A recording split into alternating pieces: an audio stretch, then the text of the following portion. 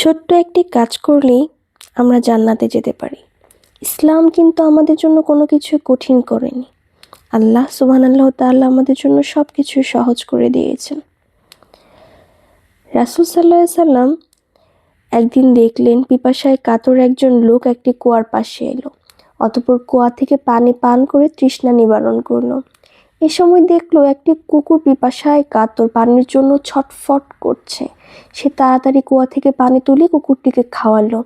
আল্লাহ তার উপর খুশি হয়ে তার সকল গুনাহ মাফ করে দিলেন।